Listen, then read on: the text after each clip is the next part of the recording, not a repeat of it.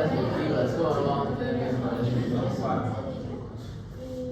Son 40 horas. Entonces me vas a pensar que son 40 horas lectivas, porque las 40 horas lectivas que tiene el curso incluyen las horas que tienes que dedicarle a leer y material de lectura que hay. Si vos ves los videos, lo vas a poder resolver. Y les voy a dar una trampita después. Vamos a ver si atienden o se la merecen.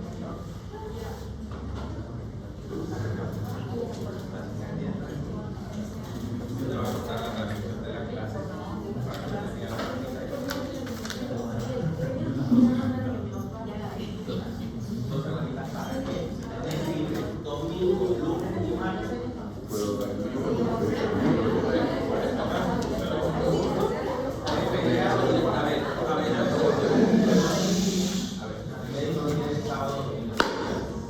Cuando usted sea residente va a hacer turno. Cuando sea interna va a entrar a las 6 de la mañana a trabajar. Entonces no tiene hora de salida. Cuando sea interna no tiene sábado, domingo ni feriado. Cuando sea residente no tiene sábado, domingo ni feriado. Cuando sea una cirujana famosa no va a tener sábado, domingo ni feriado. O sea que cree su imperio. Su nombre y su marca personal. Entonces ahora vamos a acostumbrarnos, ¿no? A que nuestra profesión, si estamos en una fiesta, somos los que menos nos vamos a despersonalizar en la fiesta porque puede pasar algo. Si estamos en un viaje, no nos podemos despersonalizar porque puede pasar algo. ¿Y quiénes tienen que asumir la atención de emergencia en ese momento? ¿Quiénes son? Nosotros, ¿cierto? O sea, somos los profesionales menos despersonalizables. Correcto. Quienes tengan dudas en el transcurso de la semana, el día miércoles, por si acaso, hay clase. No hay miércoles de ceniza. Ya les pasé yo al paralelo, al grupo, les pasé yo solamente el feriado de lunes y martes. Miércoles yo voy a traer la ceniza para que les en la frente y ya seguimos la clase. Lo que haya de duda, lo vamos a hacer el miércoles con un grupo y el jueves con el otro grupo del curso. Ya, no se estresen. La cosa es que vayan familiarizándose con las plataformas digitales. Ya veo que no necesitan ningún cursito virtual. Tienen que hacer mínimamente esa plataforma de OBS. Tienen que mirarla de vez en cuando por el cursito interesante de las cosas que ustedes quieran hacer. ¿Ya? Esta es la forma de ser más justo, no caer en la maleficencia, con beneficencia y con justicia para ustedes. ¿Ya? ¿Pero qué se llama eso? Principio de... ¿Ya? Bueno, vamos a hacer hoy día, vamos a hacer un recordatorio de los principios en prescripción médica. ¿Ya? ¿Cuáles eran los principios de prescripción médica en el adulto mayor?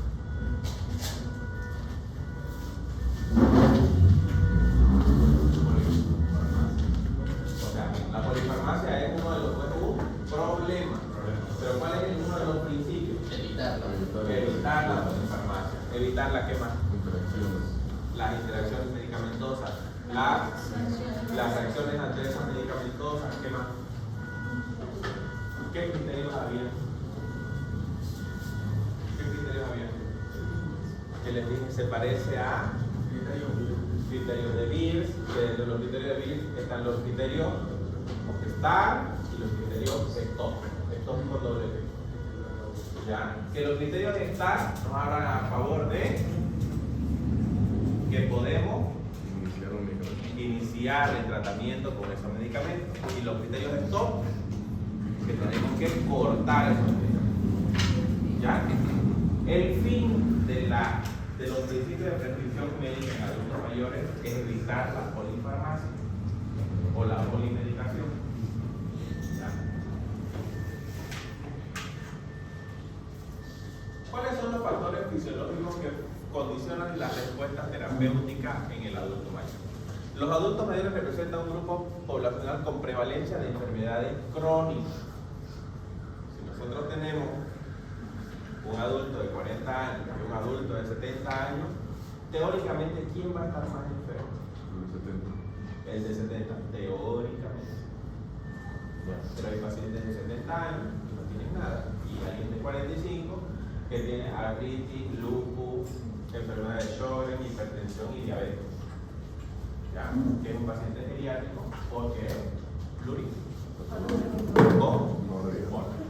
A la hora de prescribir, pues tomar en cuenta con el paso de los años se produce un deterioro orgánico y fisiológico. ¿Qué pasa con la función renal? Disminuye el filtrado glomerular. ¿Qué pasa con el metabolismo hepático? Disminuye. ¿Por qué? Porque hay disminución en la actividad de las enzimas hepáticas. ¿Qué pasa con el intestino? Se enlentece y al enlentecer se disminuye la absorción. Bien.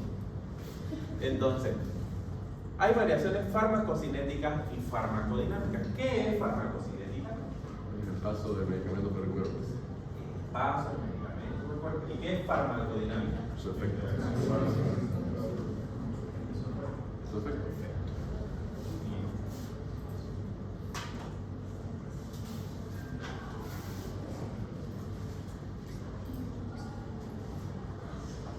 Farmacocinética es la relación existente entre las concentraciones plasmáticas del fármaco en el organismo y el tiempo que comprende una serie de procesos. La absorción que va ¿desde dónde va la absorción de los líquidos? ¿Cuál es? Parenteral. La distribución, dicen que la disminución del gasto cardíaco, los cambios en la composición celular y la reducción del agua intracelular van a afectar la farmacocinética en los adultos mayores. ¿Qué es lo que dejan de hacer los adultos mayores? Comer, tomar agua, dormir, ir al baño y mover. Ir al baño nos faltaba. Esas cinco acciones voluntarias, 4 de ellas y una involuntaria, son los mayores. Y la otra es el metabolismo. El metabolismo hepático disminuido debido a una mayor actividad oxidativa, eso tiene que ver con las enzimas del hígado y la disminución del tamaño del hígado. Ustedes saben que al deshidratarse en el organismo, a la vez la deshidratación de la célula, ¿qué pasa con el tejido? Pierde volumen. ¿Cuánto pesa un hígado normal? Aproximadamente 1,5 kg, según un adulto de 70 kilos. Aproximadamente 1,5 kg. Cuando se hacen las necropsias o la autopsia de los pacientes, se lleva a anatomía patológica y se pesa, el hígado llega a veces a 700 o 800 gramos. Hígado en condiciones normales, ¿no? O sea, en condiciones de ninguno se desecha. Y la excreción es la reducción del peso renal y la reducción del flujo plasmático y el declaramiento de creatinina y presenta menor capacidad de retención de agua y sodio. Esto es la función renal. En esto se traduce el filtrado glomerular. La velocidad del filtrado glomerular disminuye. Ya. El paciente también orina. El paciente tiene menos agua dentro del espacio intracelular. ¿Por qué? Porque se considera que el adulto mayor en condiciones basales en relación a un adulto joven es un paciente que está deshidratado.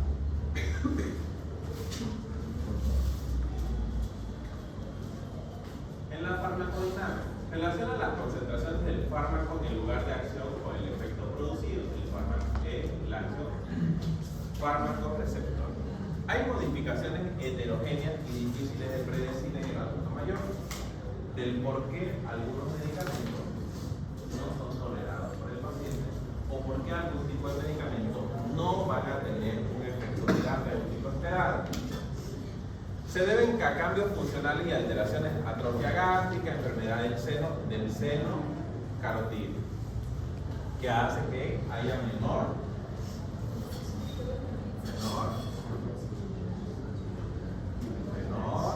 ¿Cuáles son las fases del ciclo cardíaco? Las fases del ciclo cardíaco. ¿Cómo funciona? Precarga, carga o carga.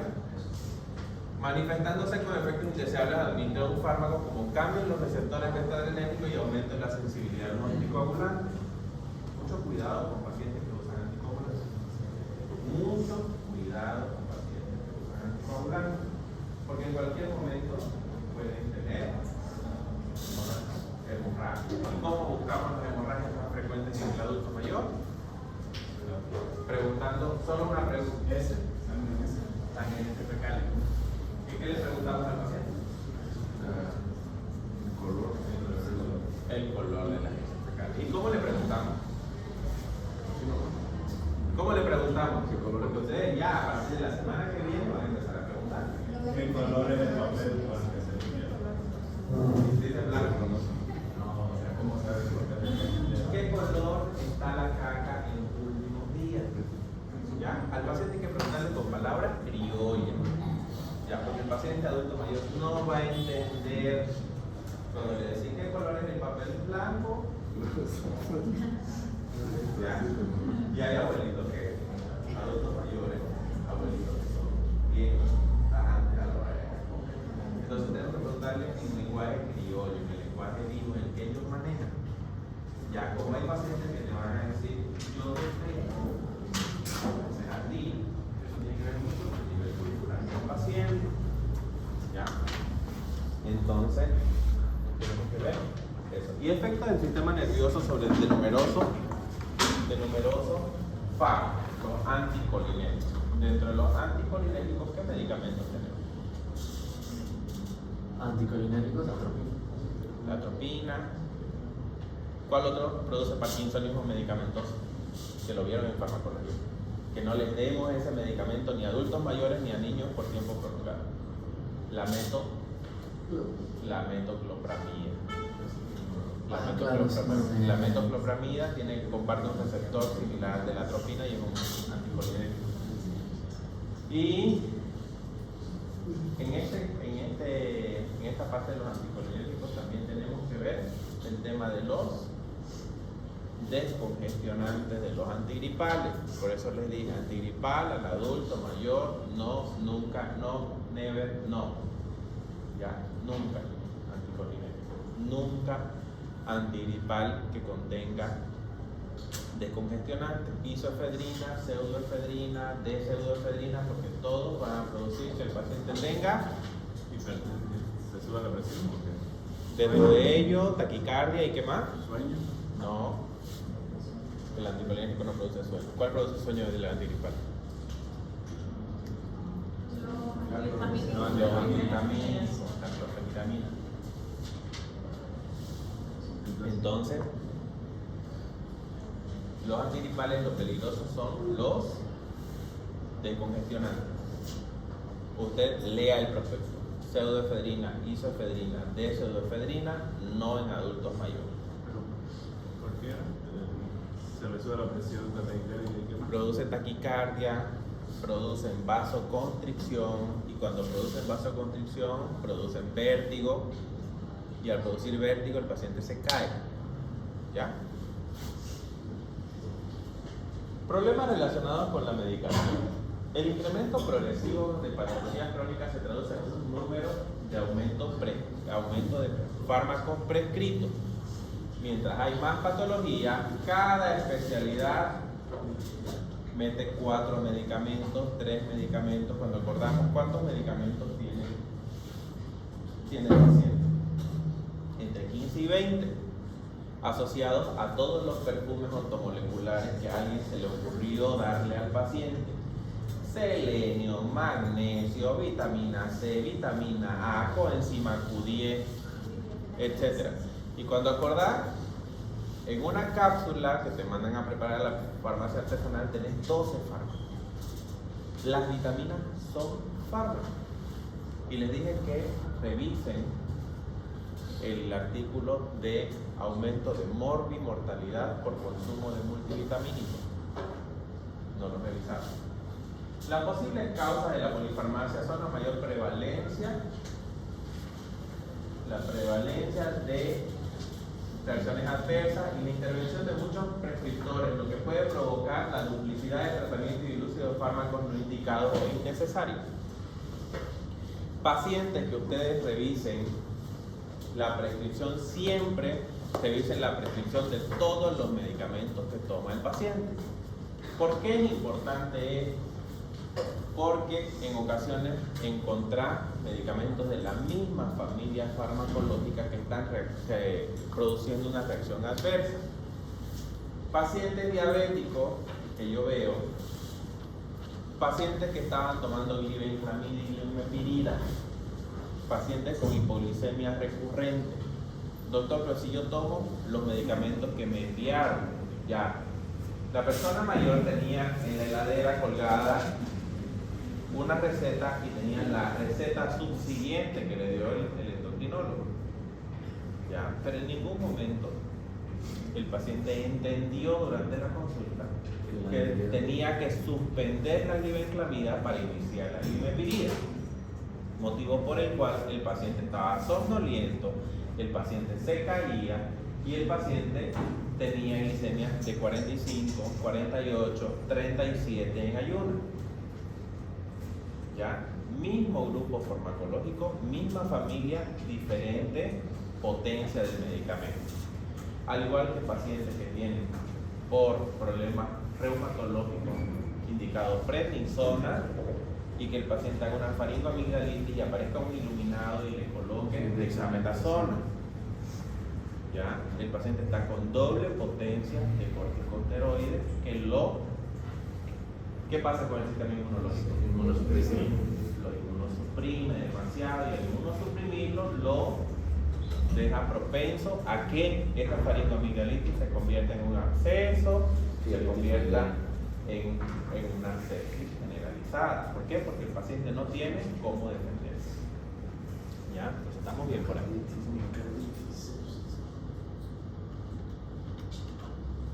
Entonces, la prevención requiere un gran conocimiento de la farmacoterapia por parte de los médicos. Los factores relacionados a características personales, duplicidades y errores en la dispensación y prescripción, uso de medicamentos innecesarios, dosificación incorrecta, entre otros.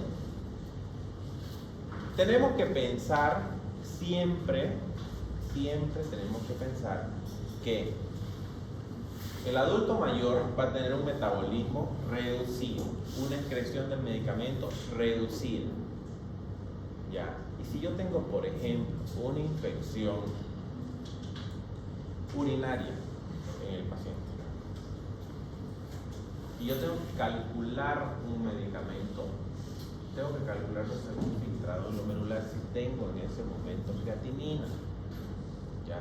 No porque va a ser más rápido yo le voy a meter 2 gramos o 3 gramos de ceftriaxona al día al adulto mayor, o porque yo me imaginé que el germen más frecuente de una neumonía va a ser una cepa productora de beta-lactamasa, etcétera. Si yo puedo empezar tratándolo de lo simple a lo complejo. ¿Ya? He visto tratamientos de infecciones urinarias, incluso no de infecciones urinarias, de bacteriurias asintomáticas en adultas mayores del sexo femenino que tienen prescrito amicacina, ceftriaxona, ceftriaxona y metronidazol. Las 3, ¿no? Las 3. Un triple esquema para una bacteriuria asintomática. ¿Ya? Por eso es importante conocer los principios de prescripción. ¿Qué hago con la microbiota intestinal?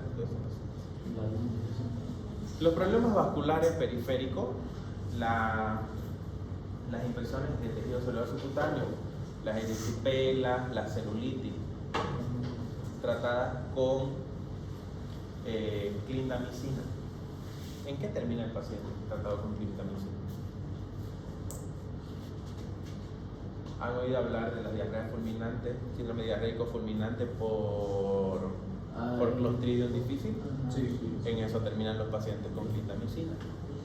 Si tenemos a disposición medicación por vía oral, que sabemos que al estreptococo betamolítico del grupo A o B va a ser mucho más noble con esa microbiota intestinal, ¿cómo tenemos que empezar?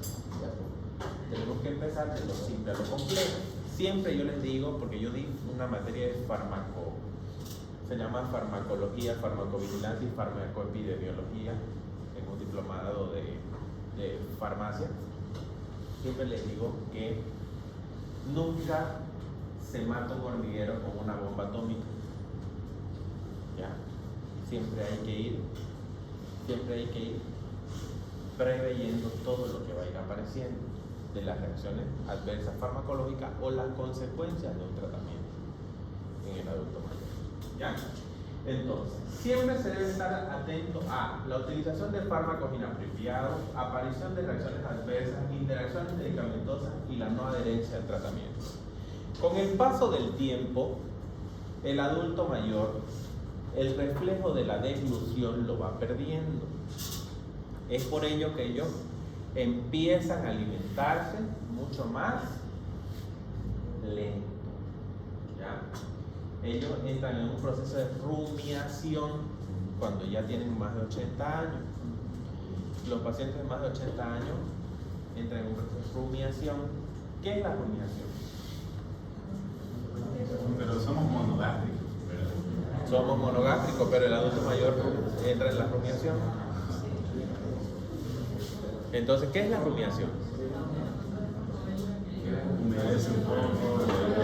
Eso se ve mucho en los pacientes con deterioro cognitivo severo, moderado a severo. Moderado a severo. Se ve los pacientes entran en un proceso de rumiación porque disminuye el reflejo de la deglución.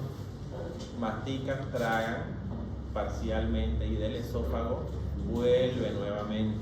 Y eso hay que tener en cuenta a la hora de los tratamientos. Recuerden que la mayoría de los tratamientos son por vía oral. En el adulto mayor, la vía intramuscular, por favor, no existe.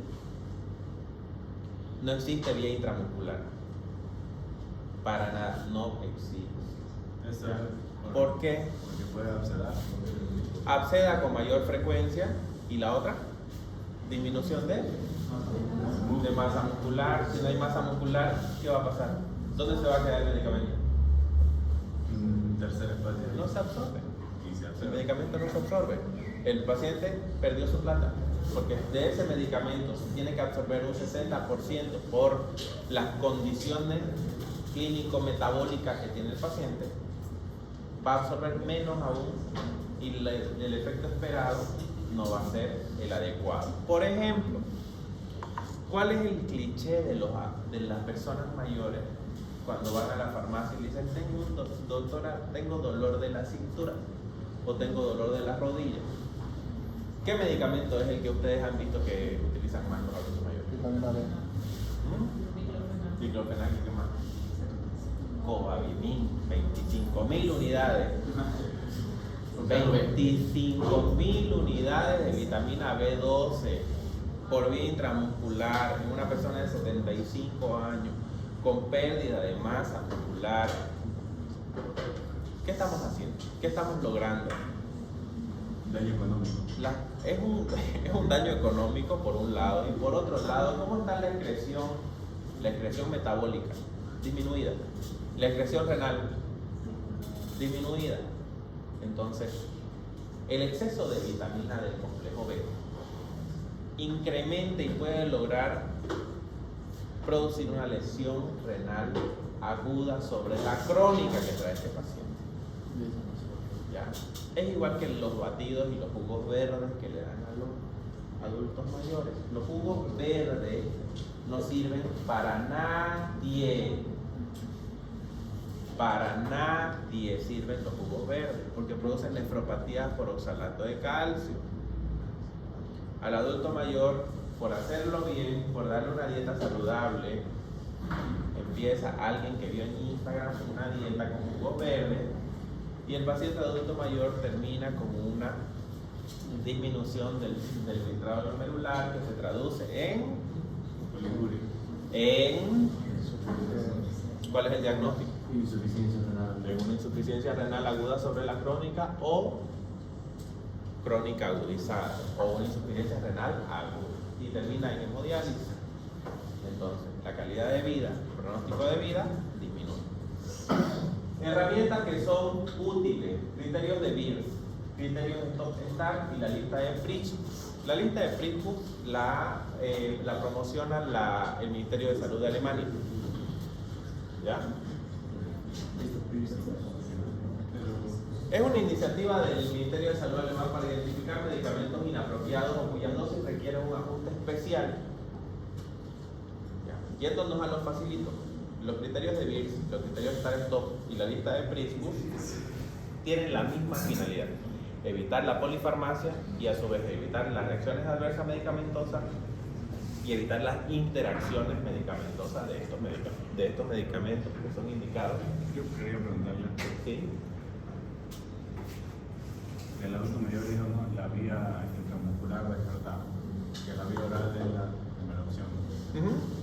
Pero ahí el efecto del primer paso disminuye, ¿no? Disminuye. Vos tenés que, a ver, Si le da un gramo de algo y con el efecto del primer paso y veo que ya todos los procesos que hay. Correcto.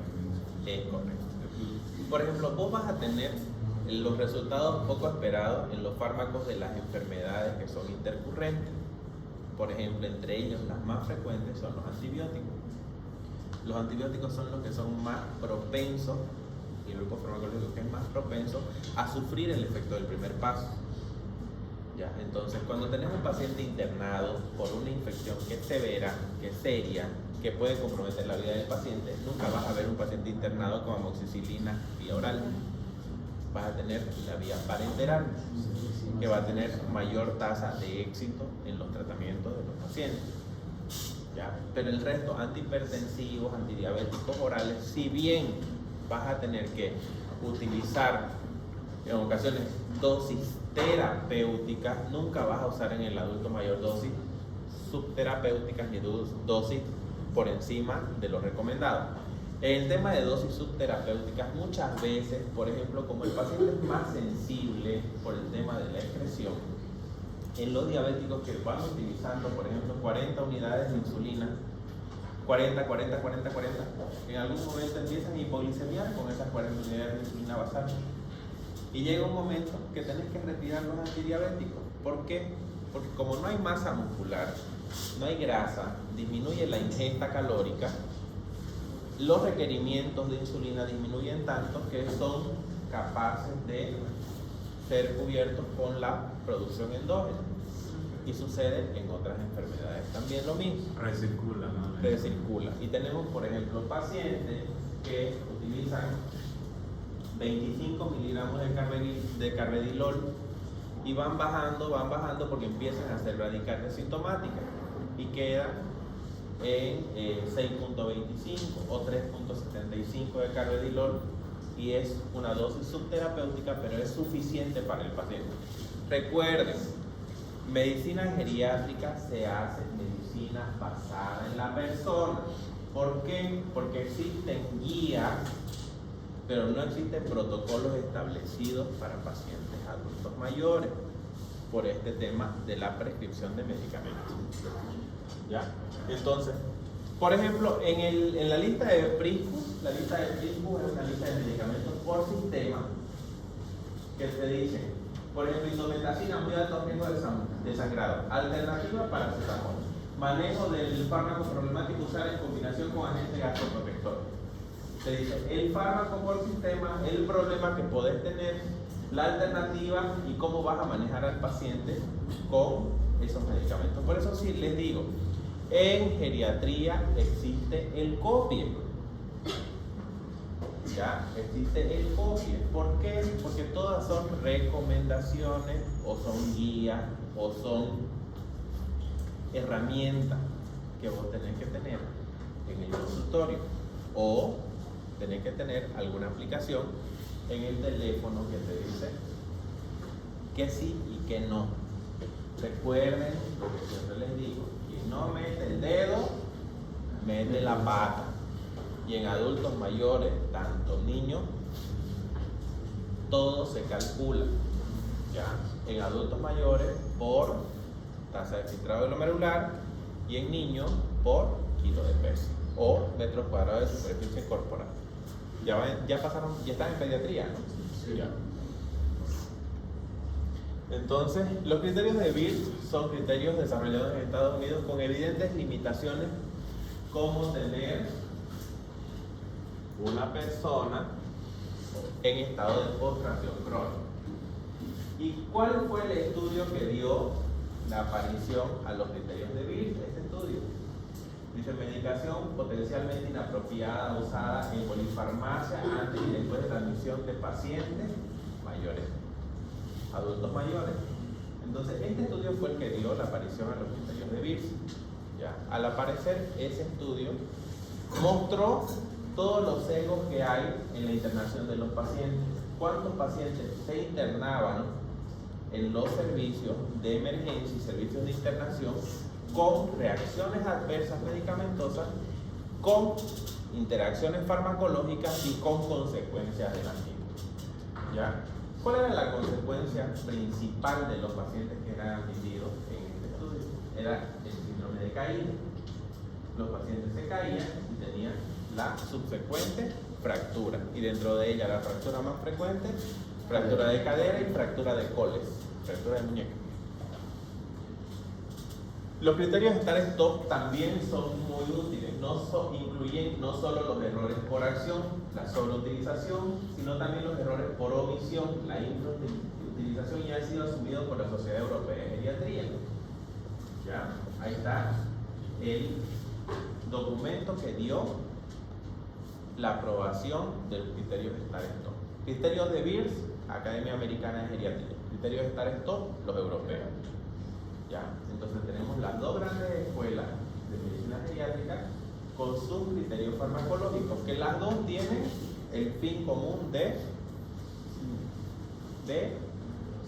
proteger la... ¿Qué es lo que protege la geriatría preventiva, la que estamos viendo nosotros?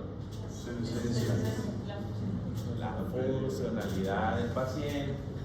El paciente puede tener los medicamentos que le correspondan siempre y cuando nos preserven la funcionalidad. Los efectos adversos de la medicación. La OMS señala las reacciones adversas entre las 10 primeras causas de muerte en el mundo y advierte que la mayor parte de las que ocurren en el adulto mayor podrían llegar a evitarse. Entonces, las reacciones adversas medicamentosas, como ven, son un problema de salud pública. ¿Ya dieron salud pública ustedes? Sí. Ya. Dentro de ello, dentro de la salud pública, ustedes saben que existe la epidemiología. Hay epidemiología dentro de la farmacoterapia, que se llama farmacoepidemiología, que es donde se vigilan las reacciones adversas de los fármacos que se utilizan en grupos poblacionales. Por ejemplo, si yo tengo un adulto mayor que por un dolor abdominal a alguien se le ocurrió colocarle Viadil o empezarle Viadil cada 8 horas, ¿qué es lo que yo espero en ese paciente? El dolor va a disminuir, pero... ¿Qué es lo que yo espero que suceda? No. ¿Qué grupo farmacológico es el Viadil? Antiespasmódico. Es un antiespasmódico. ¿Y los antiespasmódicos qué son? Ah, que tenga, que hacer constipación. No. ¿Qué fue lo que dijimos hace rato? Ah, anticolinérgico, caída. Caída. Caída, el paciente se va a caer porque el anticolinérgico, ¿qué le va a causar al adulto mayor? ¿Qué produce cuando la persona se levanta de golpe? Hipotensión. Hipotensión Ortostática. Entonces eso se traduce en ¿qué? En caídas. Hipotensión. ¿Ya? Entonces, si yo tengo que vigilar esto, todos los centros de salud, todos los espacios donde haya atención de adultos mayores debería tener una tarjeta de reacciones medicamentosas y deben pasar por el comité de farmacovigilancia para decir: en mi hospital o en mi centro tuve 10 caídas con 4 fracturas de cadera por el uso de tal medicación. ¿Ya? La incidencia en personas mayores ambulatorias es de 50.1 por cada 1000 personas por año. Las que son mortales, el 0.7%, y potencialmente mortales entre el 8.9% y graves el 28.3%. Ese es un dato alarmante, que tengamos reacciones adversas medicamentosas graves de un 28.3% de cada 1000 pacientes adultos mayores atendidos. Los efectos cascada: un fármaco produce un efecto secundario que es tratado con otro fármaco. Pacientes adultos mayores del sexo masculino tratados con bloqueadores de los receptores alfa, tansulosina, doxazosina, que son para relajar el músculo liso y que el paciente no tenga una retención aguda de orina. ¿Ya?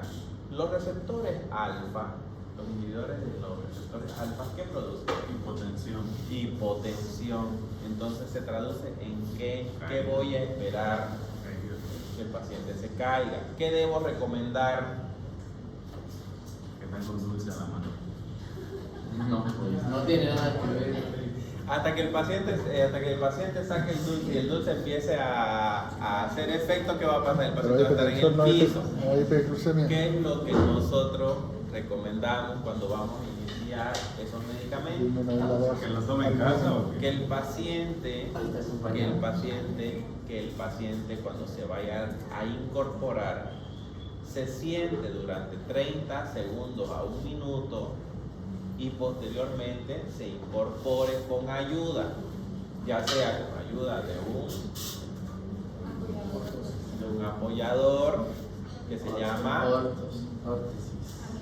con un caminador, con un bastón, o que se levante apoyado de alguien, ¿ya?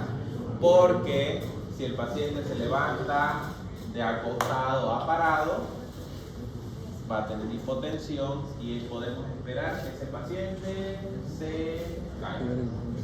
¿Ya?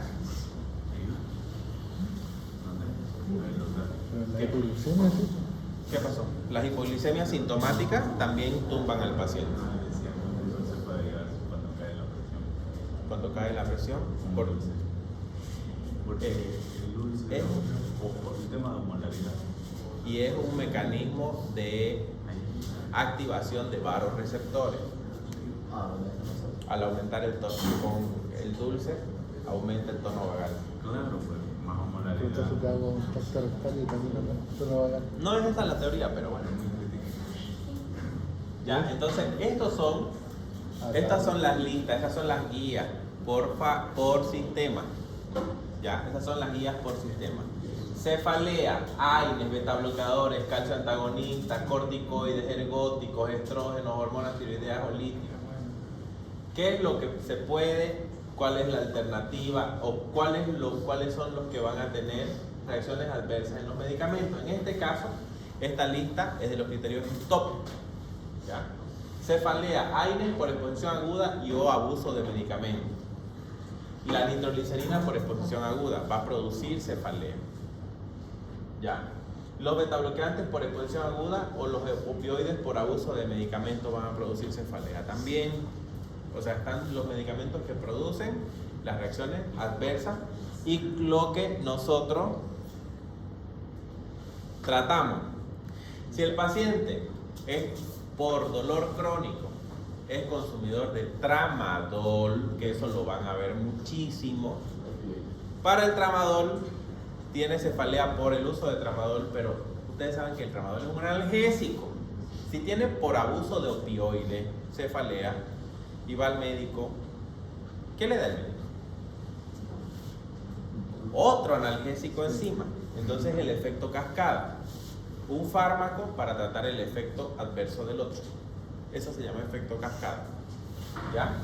Por ejemplo, mareo, inestabilidad y caída, AINES, alfa-bloqueadores, aminoglucósidos, antidiabéticos, antihipertensivos, silostazol, depresores del sistema nervioso y antipsicóticos. Ya. Si yo tengo mareo en un paciente que me está haciendo hipoglicemia reactiva, porque está sobredosificado con medicamentos para su diabetes, y el paciente viene y me dice, tengo mareo, pero sabe que me siento como algo y me pasa el mareo. O tomo mi tabletita de betaitidina en la mañana para el mareo, me levanto, desayuno y me pasó. ¿Cómo está la glicemia de ese paciente a las 3 de la mañana? Ya está haciendo el paciente un fenómeno algo, un fenómeno Sumoyi. Ya, y yo estoy tratando el vértigo de ese paciente sin revisar la causa real que me está produciendo el problema. ¿Ya? De eso se trata esto. Las interacciones medicamentosas más relevantes. La polimedicación implica un riesgo mayor de interacciones cuando se toman 7 medicamentos. La posibilidad de interacción es el 82% y llega casi al 100% si se usan 10 fármacos a la vez. 7, el 80 y 10, el 100.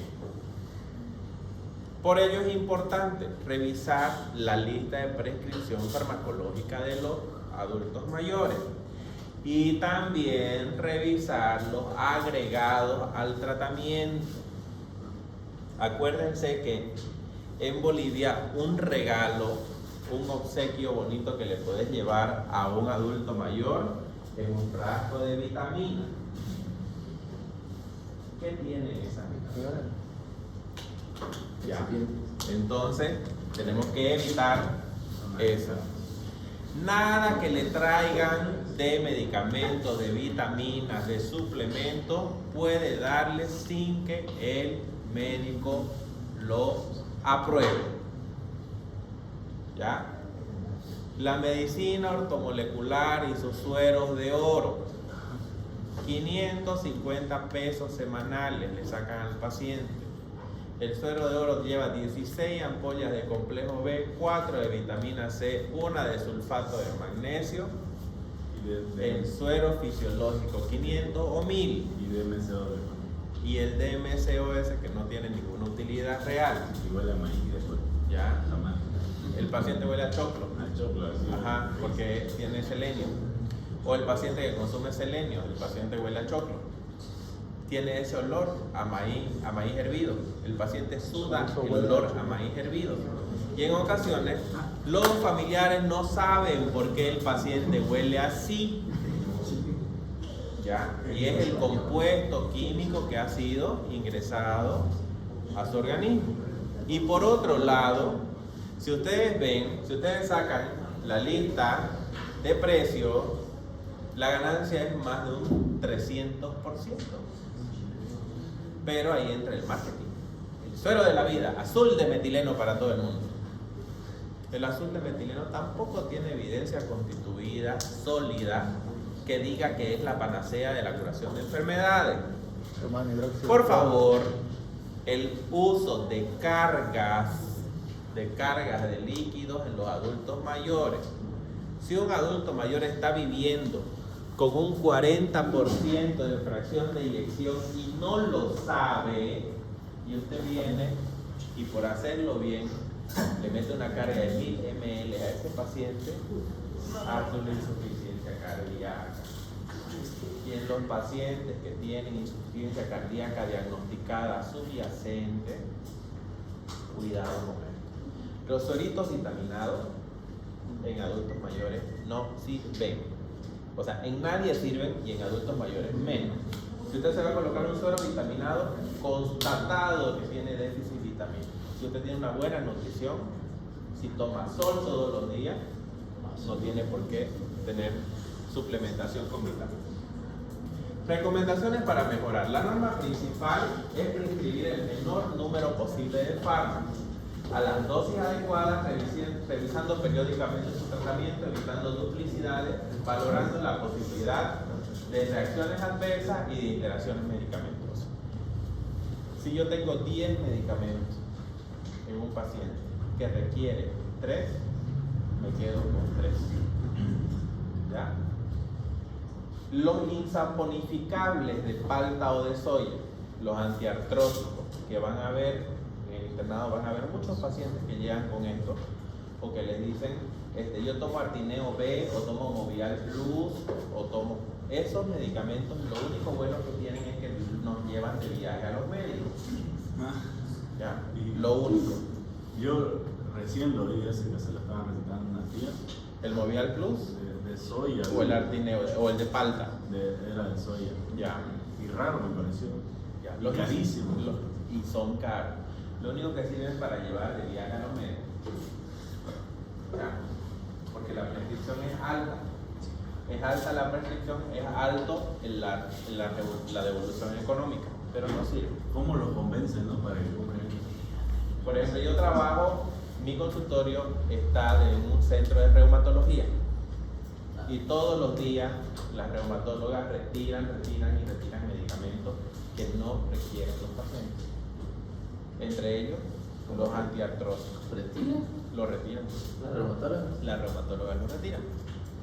¿Qué dice la evidencia? Que no van a mejorar. Que es preferible que el paciente invierta en fisioterapia Funcionalidad. Les pasé un link de Instagram, ¿lo vieron?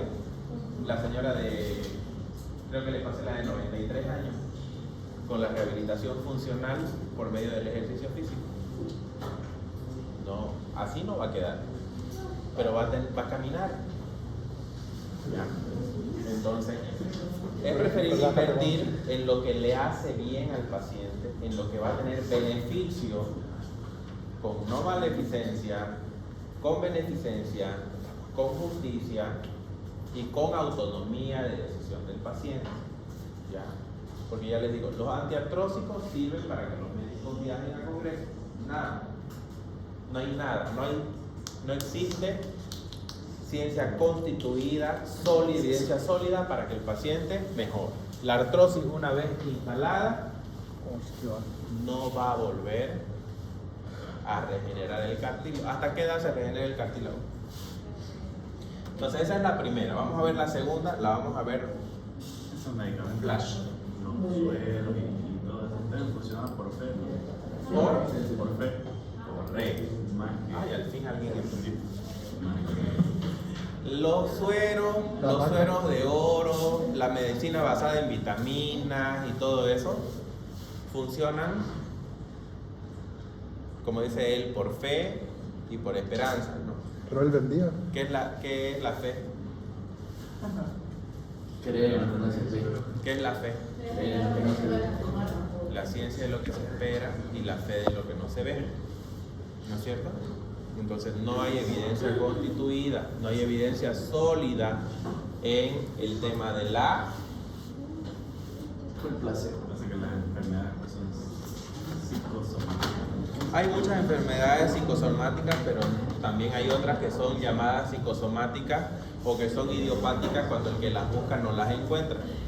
Recuerden otro principio, el médico diagnostica lo que sabe. El médico no diagnostica lo que no sabe. Y les hago el cuento, así como que nos relajamos un ratito.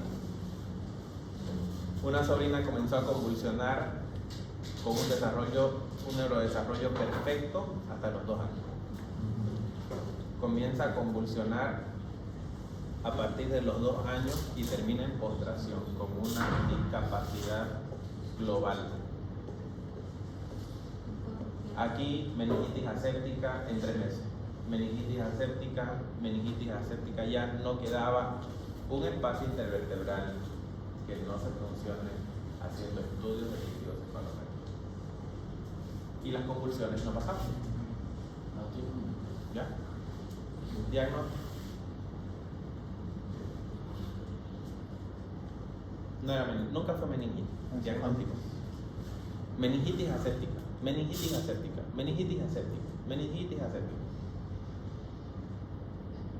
La niña a los 2 años, la mamá empezó a darle en la dieta, empezó a incorporarle 2 veces a la semana atún. Tóxico con mercurio. Déficit enzimático congénito. Llegamos al Hospital Garrahan en Buenos Aires, ya se había mandado el expediente clínico. Llegamos al Hospital Garrahan de Buenos Aires. El pediatra endocrinólogo dijo: estudio de panel enzimático, 56 enzimas. En 4 horas tenían el diagnóstico que aquí no hubo en más de medio año.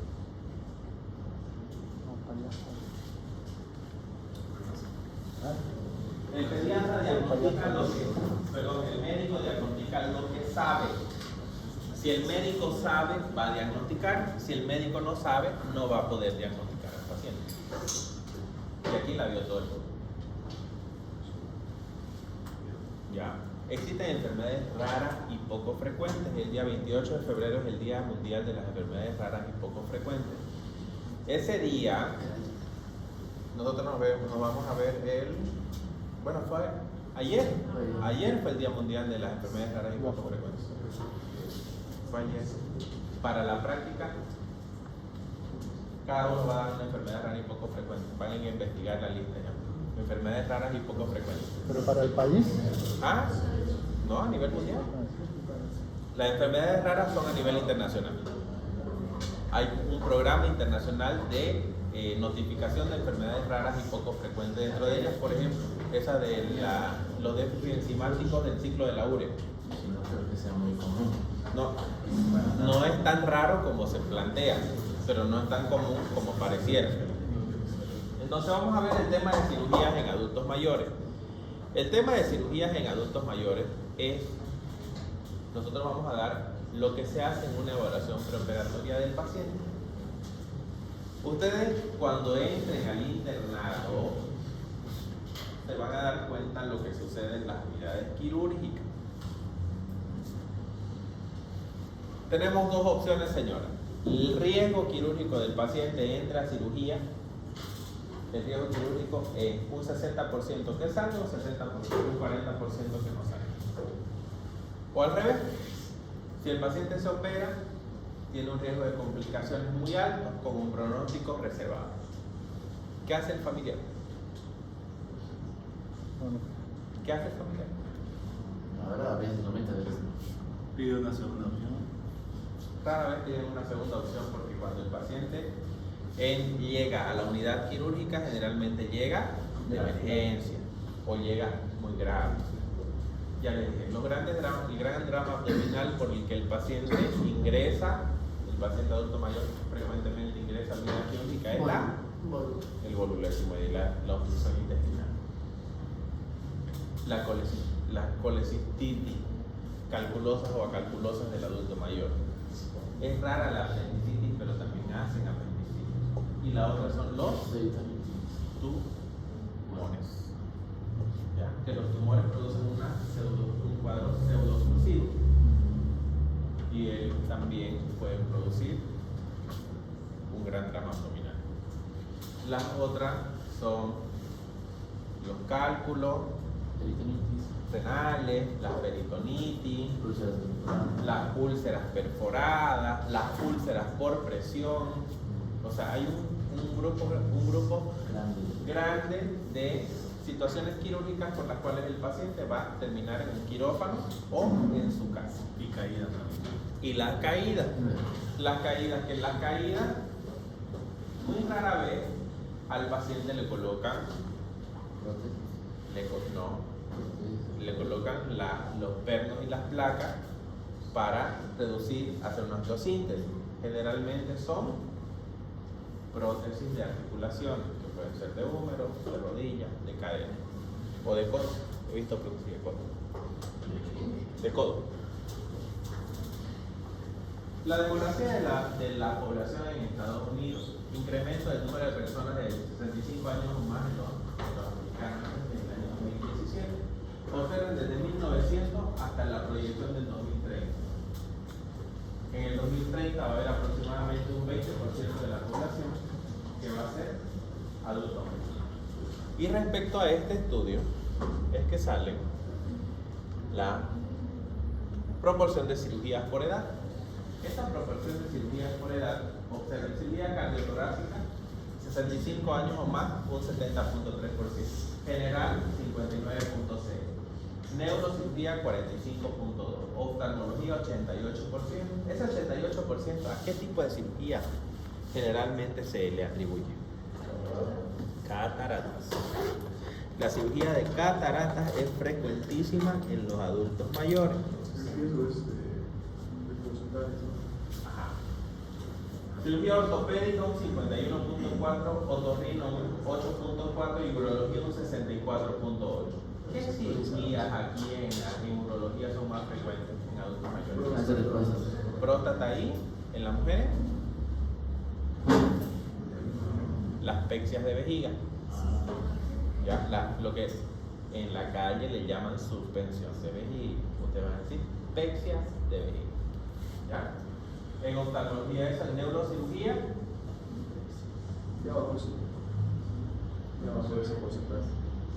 Baja el porcentaje, pero generalmente, ¿qué en neurocirugía qué es lo que más opera en adultos mayores? Los ACV, hemorragia. Y en cirugía general, los dramas abdominales. ¿Ya? Todos. En otorrino generalmente los abscesos. Y en cirugía ortopédica son las prótesis o la síntesis de fracturas. La evaluación preoperatoria convencional. La evaluación preoperatoria en el adulto mayor consta de 4 componentes interrelacionados: estratificación del riesgo definido por estudios poblacionales, historia y examen físico incluida la evaluación funcional, exámenes preoperatorios y optimización preoperatoria. ¿Ya? Cuando hablamos de optimización preoperatoria, ¿a qué ustedes piensan que se refiere? La optimización preoperatoria del paciente. Que sea rápido, que salga rápido y qué más. Estamos hablando de preoperatorio. La rehabilitación preoperatoria y qué más. Si el paciente está descompensado o descontrolado de una enfermedad, ¿qué es lo que tenemos que hacer? Ingresarlo, recuperarlo lo más rápido posible para que entre a cirugía y el tiempo de internación sea menor. Por ejemplo, el trauma quirúrgico con anestesia o analgesia es un estado inflamatorio que va a aumentar los marcadores inflamatorios. Esos marcadores inflamatorios pueden producir una fisura de la placa de ateroma. Ya, esta es valoración del riesgo quirúrgico. Cardiovascular.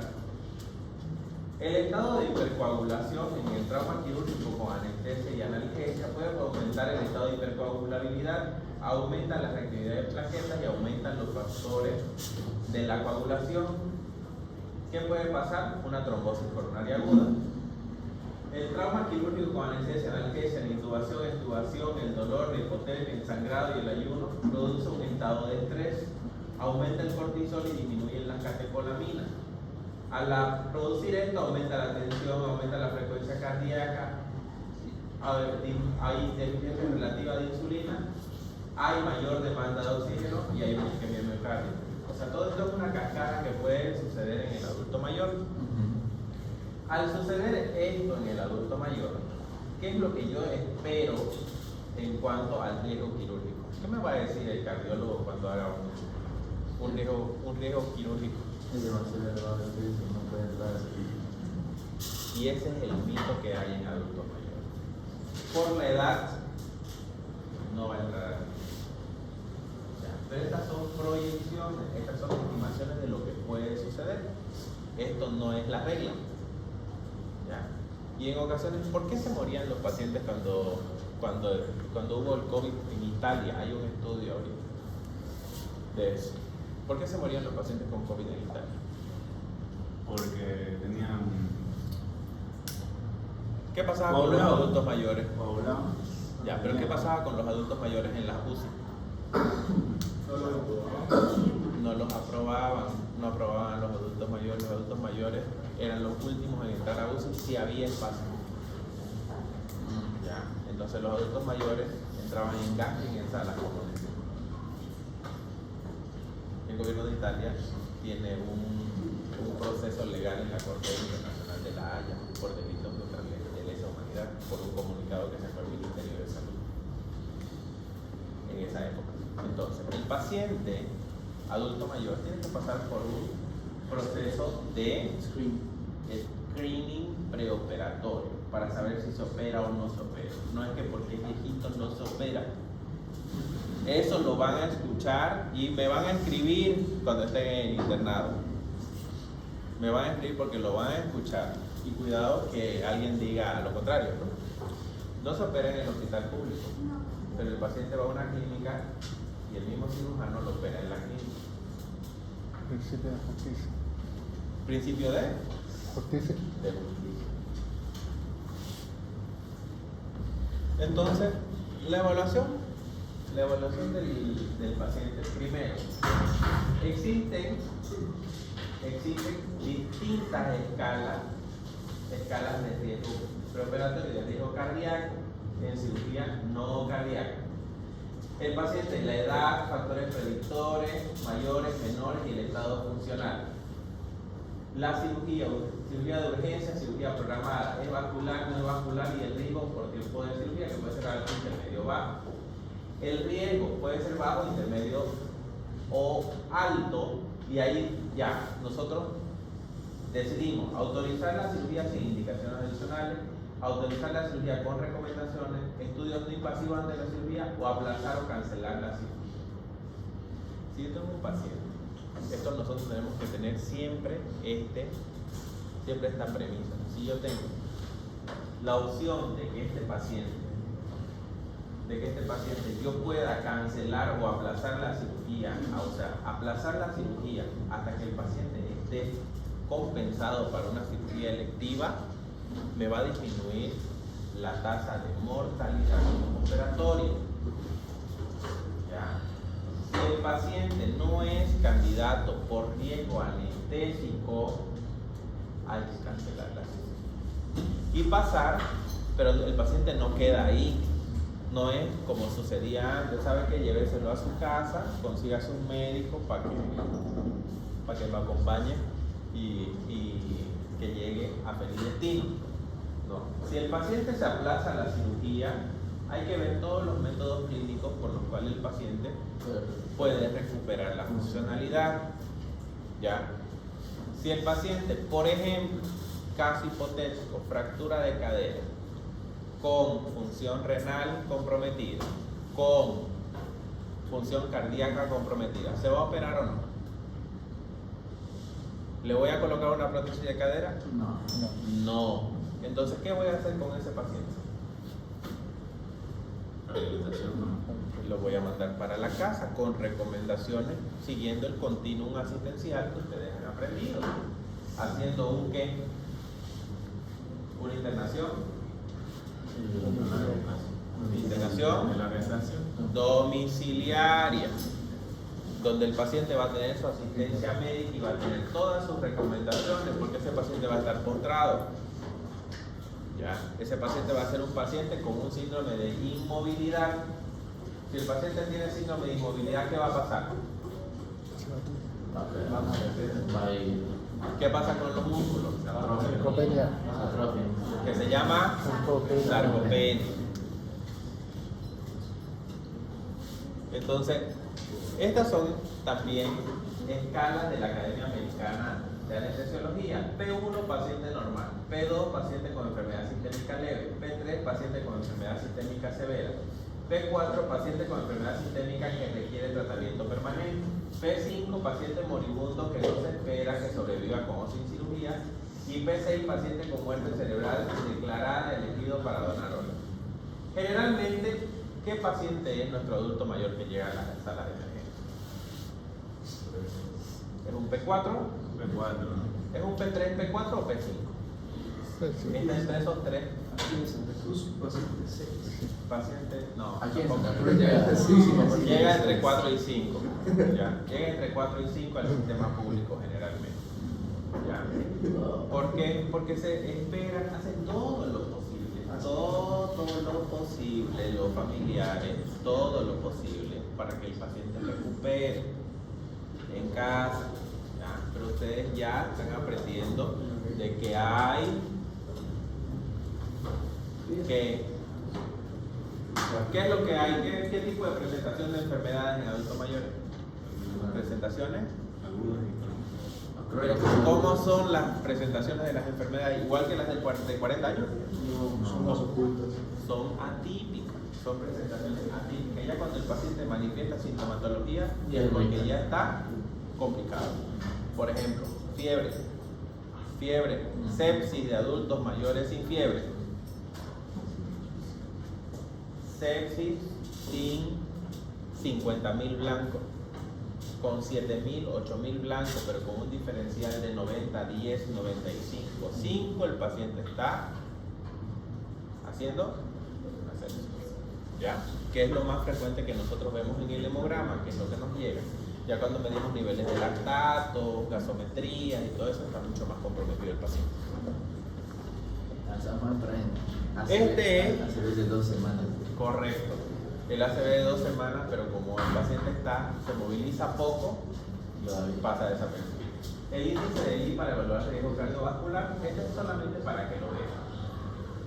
Cirugía de alto riesgo torácica, reparación en la cirugía intraperitoneal, la cardiopatía isquémica, los infartos agudos del miocardio, la angina actual, uso actual de nitratos, prueba de esfuerzo, electrocardiograma con onda patológica.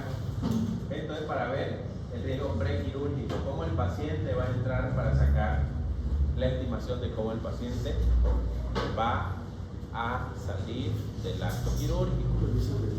¿Ya? Si se dan cuenta, y como les digo, en geriatría hay copias. Estos son instrumentos. Son instrumentos que uno, según va haciendo la evaluación, va rellenando. ¿Han visto cómo se hace un riesgo quirúrgico? Es un checklist. ¿El paciente tiene diabetes? Sí. ¿Tiene hipertensión? Sí. Y la suma de todo eso, de todos esos ítems, la suma de esos ítems te da un resultado porcentual y ya podés decir si tu riesgo cardiovascular es incrementado, tu riesgo cardiovascular es normal o tu riesgo cardiovascular es muy alto. Y este es el índice de Lee por calificaciones. En la tasa de complicaciones, el 1 tiene 0.4 y el 4 tiene el 11% de complicaciones. Este es el índice de Lee. Estos son los 4, Lee, ASA, Goldman y Daxon. Estos son los 4 índices que más se utilizan, ¿ya? Y esta es la especificidad que tiene cada uno, ¿ya? En cuanto a la sensibilidad, está desde el 0, el índice de Lee es el que es más sensible para predecir riesgo quirúrgico. Y el índice de Daxon es el que tiene menor sensibilidad, ¿ya? Pero ambos son específicos para riesgo cardiovascular. O sea, los 4 son específicos para riesgo cardiovascular. Las condiciones cardíacas activas, estas son las recomendaciones que hay por las cuales el paciente debe ser evaluado y tratado antes de la cirugía. Recomendación clase 1, nivel de evidencia B. ¿Saben los niveles de evidencia? Ya, van a revisar los niveles de evidencia. Síndrome coronario inestable, por ejemplo, angina inestable severa, infarto reciente entre menos de 7 y más de 30 días. ¿Ya? Los infartos miocárdicos recientes deben ser tratados. Sí o sí, un paciente con un infarto reciente no debe entrar a una cirugía dentro del primer mes. ¿Por qué? Porque ¿qué es lo que se espera en el infarto agudo del miocardio? Que el paciente tenga. ¿Qué puede pasar? Placas inestables. Placas inestables y que el paciente Se vuelve infarto. ¿Ya? Falla cardíaca descompensada, arritmia significativa y enfermedad valvular severa. Entonces todos estos problemas cardiovasculares deben ser resueltos antes de un evento cardíaco, de un evento quirúrgico, perdón. Factores clínicos de riesgo. Historia de enfermedad coronaria, historia de falla cardíaca previa, historia de enfermedad cerebrovascular, diabetes y insuficiencia renal. Predictores de menor riesgo, edad avanzada, electrocardiograma normal, con una hipertrofia del ventrículo izquierdo, bloqueo de rama izquierda y un ST anormal. Un ritmo no sinusal. ¿Cuál es la arritmia más frecuente en adultos mayores? Una hipertensión arterial descontrolada. Estos son predictores menores de riesgo. ¿Ya? La estratificación de riesgo por evento quirúrgico. Vasculares mayores del 5%. Intermedio de 1 al 0.5%, cirugía intraperitoneal, endarterectomía, cirugía de cabeza y cuello, cirugía ortopédica. Menos de 1%, procedimientos endoscópicos, procedimientos superficiales y cirugía de catarata, mamas y ambulatorio. Dentro de esto, dentro de estos procedimientos de bajo riesgo, también se encuentran las endoscopías, por si acaso, las endoscopías, las colonoscopías. En el paciente, lo primero es no hacer daño, primum non nocere, acuérdense de eso. Si el paciente, nosotros podemos diferir de hacer una endoscopía teniendo un diagnóstico clínico o con un proceder menos invasivo, ¿qué es lo que vamos a hacer? El menos invasivo, porque ya ven que tiene riesgo. Aspecto de la valoración geriátrica integral. El objetivo más importante de realizar cualquier intervención en estos pacientes es recuperar el nivel de actividad e independencia previas a la cirugía y evitar algún grado de deterioro funcional. Facilito que el paciente entre caminando y salga caminando de la pastilla. Ya. Recuerden, por cada día de internación del paciente, ¿a cuántos días equivale? A 4 días de inactividad, de pérdida de masa muscular. La valoración de la reserva funcional en los adultos mayores es la piedra angular de todo plan anestésico y quirúrgico por ser el marcador pronóstico de excelencia en morbilidad, mortalidad y recuperación de autonomía en la población geriátrica.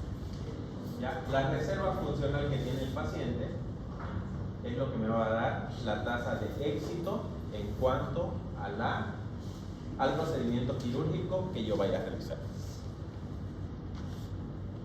Tipo de evaluación multidimensional en adultos mayores. La evaluación histórica establece una lista de condiciones conocidas. Se valida la capacidad funcional. ¿Se acuerdan de la capacidad funcional? ¿Cuál era?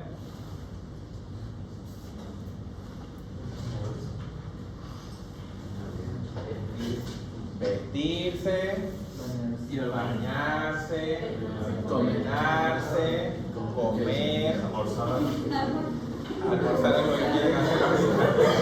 Examen físico determina los signos físicos de la enfermedad. Laboratorio, detectar anormalidades sospechosas o no sospechadas. Evaluación cognitiva, que evalúa el riesgo de delirium. Si yo tengo un paciente que está hiperagitado, tiene un delirium hiperactivo, está que no lo pueden contener ni amarrado porque tiene mucho dolor por una obstrucción intestinal, ¿lo puedo operar en ese momento? ¿Por qué? Si el paciente está en delirium, ¿puede entrar a cirugía? ¿Sí o no? No puede. No, después puede, pero No debería. es un... Depende de la autonomía. ¿Por qué? Por el tiempo de recuperación que va a tener el paciente. Yo puedo operarlo en un delirium hiperactivo al paciente. De poder, puedo. Lo anestesio. ¿Y cómo va a ser el despertar de ese paciente? ¿Qué va a pasar? ¿En qué se traduce? ¿En qué se traduce? En una cirugía abdominal. En una dehiscencia de cintura. En una hernia. ¿Por qué? Porque el paciente va a despertar. Están riendo mucho. Vamos a ver si tiene el examen.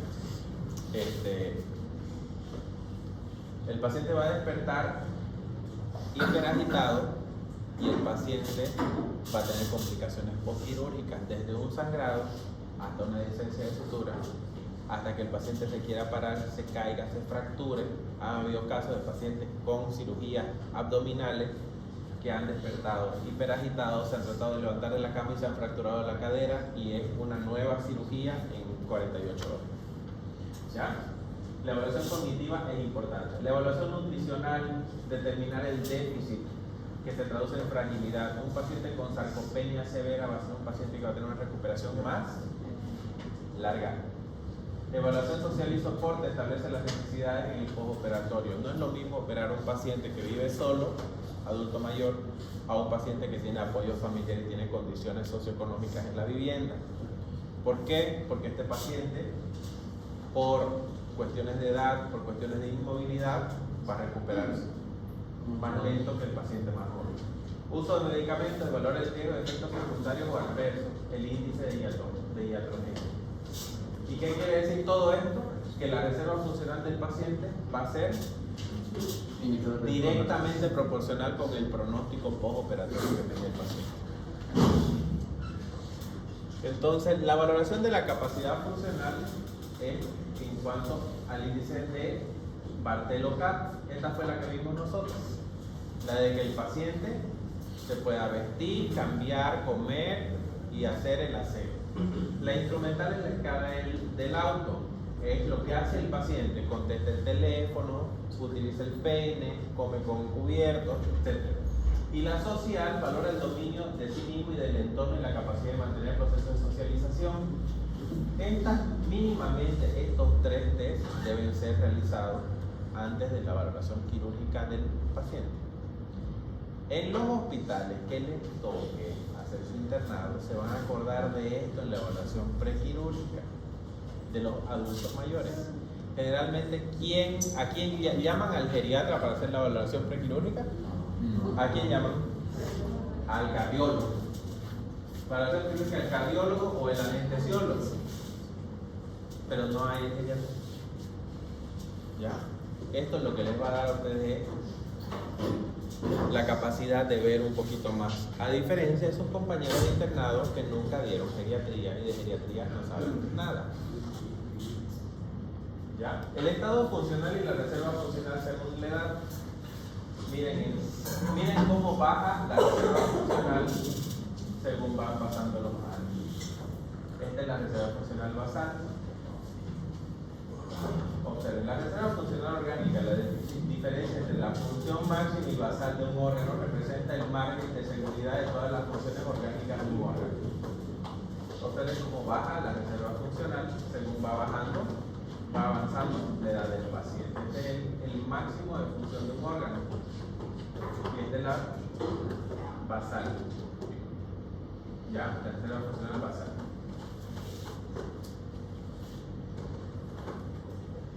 Y eso es el proceso del efecto de la enfermedad sobre el funcionamiento físico.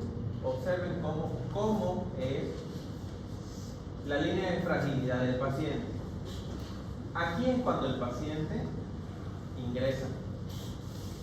¿Ya? Cuando tiene una enfermedad aguda, tiene 2 opciones.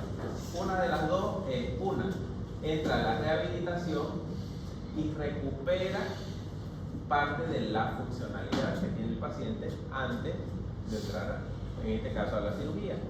O el paciente enferma, entra a la cirugía, entra a la enfermedad aguda, a la cirugía y pasa a la fragilidad, porque hay una declinación funcional y en la falla para prosperar. Entonces quiere decir en la falla para recuperar la funcionalidad después de la cirugía. Por eso es importante la rehabilitación.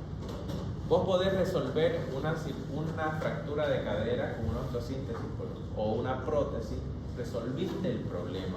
Pero si el paciente no tiene acompañamiento de terapia física y recuperación y rehabilitación, el paciente no se va a parar de la cama. Lo único que le quitaste fue el dolor de la fractura. Entonces, ¿qué éxito tiene esa cirugía? Ninguno, porque en geriatría, ¿qué es lo que tenemos que recuperar? Funcionalidad. Que el paciente se recupere. Podemos saber qué ancianos serán aquellos que perderán función. ¿Por qué lleva este título de anciano? Porque la literatura todavía no estaba actualizada. ¿Ya? El riesgo de administración, el perfil de riesgo de la admisión al hospital. Edad mayor de 35 años. Este es un instrumento. El test de minumental abreviado de 15 a 21 puntos y el test de independencia de 6 a 7 puntos. Declive al alta de 17 a 19% tiene 0 a 1 punto de esto. Intermedio del 28 a 31% y alto del 55 a 56%. Si ustedes se dan cuenta, el perfil de admisión de riesgo en el hospital es alto. El declive funcional al alta 55 a 56%, a los 3 meses un 37% y el retorno a nivel basal es un 32 a 33%. ¿Qué quiere decirnos esto? ¿Qué quiere decirnos esta lámina? Y estamos hablando de funcionalidad. Que el paciente que tiene mayor riesgo, un riesgo alto, va a tener un declive de su funcionalidad, de su reserva funcional, de cómo fue el paciente, mayor al 50% al alta del problema quirúrgico, de lo que lo llevó al hospital. A los 3 meses un 37% y solo un 32 a 33% vuelve a ser funcional. ¿Ya? Por eso son las tablas de estratificación de riesgo. Por eso es importante saber cómo el adulto mayor entra y cómo sale del hospital. ¿Cuáles son los factores de riesgo de mortalidad quirúrgica en ancianos? Procedimientos quirúrgicos de urgencia mayores, comorbilidades, pobre estado funcional, mal estado nutricional, vivir sin familia y estar habitualmente en cama. Si el paciente tiene alguno de estos factores de riesgo, o generalmente lo tienen todos, entonces es un factor de riesgo grande de mortalidad. Alto riesgo de desarrollar lesionación funcional y entrar a la cascada de falla para prosperar. Mayores de 70 años, deterioro de 2 o más actividades a nivel físico, 1 o más síndromes geriátricos, uso de medicamentos psicotrópicos, aquellos que viven solos, pobres redes de apoyo, hospitalizaciones frecuentes o sospecha de abuso o maltrato. Estos pacientes son los que van a complicar. Este es un estudio de Colombia. Y los síndromes geriátricos más frecuentes. Ahí están. ¿Cuál es el más frecuente? Delirio, caída, úlceras por presión y desnutrición. ¿Cuál es el más frecuente? Desnutrición. El 48% de la mortalidad lo va a dar la desnutrición. ¿Cómo se previene? Es prevenir el delirio en un 40% con la intervención multicomponente, con la anestesia geriatra en pre y postoperatorio un 14%. Las caídas y programas multidisciplinar de evaluación. Las úlceras por presión, programas educativos a médicos y enfermeras sobre patogenia, prevención y tratamiento. Esto lo hacen los cirujanos plásticos en el mundo, no aquí no. En el mundo los cirujanos plásticos entran todos los días a las unidades de terapia intensiva a valorar el estado de los pacientes. Y la desnutrición con el aumento de la ingesta de asistencia para la comida por enfermería y nutrición. Es importante que en nutrición vean al paciente que está internado. Y el delirio en el paciente adulto. Mayor frecuencia del delirio. Es prevalente en un 15 al 20%. Es incidente en un 10 al 30%. En el ámbito médico, un 15 al 50%. En la cirugía, un 10 al 15%. En la cirugía cardíaca, un 30%. En la cirugía ortopédica, 15 al 20%. En la fractura de cadera, un 43 al 61%. ¿Cuál es la fractura más frecuente? Y miren, 43 al 61% de probabilidades de que te hagan un delirio. Accidentes y emergencias, 5 al 10%. Y los problemas comunitarios, 1 al 2%. Entonces, lo más frecuente es en la fractura. 8 pasos para un mejor resultado posible. Evalúe riesgos clínicos del paciente. Evalúe el estado y reserva funcional. Considere el riesgo dado por el tipo de cirugía. Decida si es necesaria la evaluación no invasiva. Decida si es necesaria la evaluación invasiva. Perfeccione el tratamiento médico. Realice una apropiada vigilancia perioperatoria y diseñe la terapia óptima para largo plazo. O sea, el continuum quirúrgico del paciente no se acaba cuando el paciente sale de quirófano a la sala de recuperación. Una vez el paciente sale a la sala de recuperación, tiene que ser evaluado por el geriatra. El geriatra va a ser el que va a hacer el plan de cuidados de este paciente para su postoperatorio y es quien va a decidir, junto con el cirujano, qué tiempo se va a quedar en el hospital y cuándo pasa a rehabilitación. ¿Preguntas? ¿Ninguna? ¿Seguro?